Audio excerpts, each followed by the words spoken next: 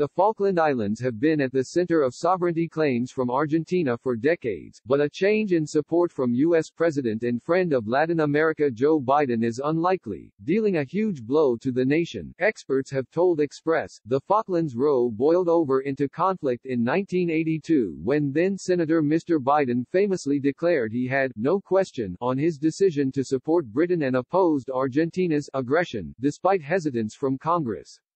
But a telegram from May 22, 1982 during the San Carlos landings when the UK had decided that there would be no more negotiations, shows his honest opinion on the situation, and just how prepared he was to turn against his colleagues to support former Prime Minister Margaret Thatcher.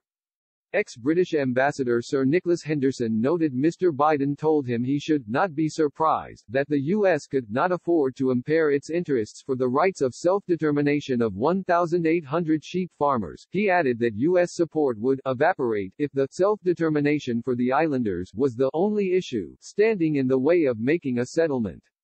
In the files, Sir Nicholas raises questions over how self-determination could count for so little in the country that invented it, to which Mr. Biden agreed, and said he would continue to be Britain's strongest supporter, despite what Congress thought. According to award-winning military history author Russell Phillips, it reinforces the case that Mr. Biden backed Britain, and provides evidence that the view was not reciprocated by others. Emeritus Professor of War Studies at King's College London, Sir Lawrence Freedman, told Express.co.uk that Biden was giving his opinion on the state of opinion among political circles in the U.S. He added, the Reagan administration had not been as supportive as the UK wished, so what he was saying made sense and was to a degree justified by events. I don't think it indicates any lack of support from Biden himself.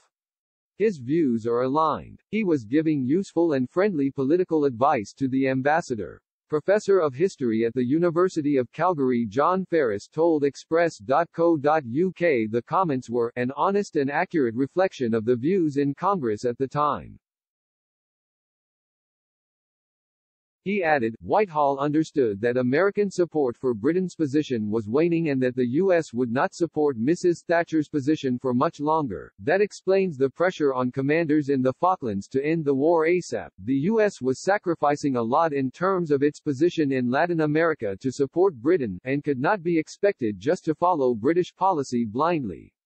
But even after a war that lasted 74 days, saw more than 900 casualties, and an Argentine surrender, the threat of history repeating itself still appears to remain. When Alberto Fernandez became president of Argentina, he thanked Prime Minister Boris Johnson for his congratulations but warned that he would not give up the sovereignty claim over the Falklands. He tweeted, without renouncing to our sovereignty claim over the islands, we should work to ensure the links between the Argentine and British peoples, who share more than we can imagine.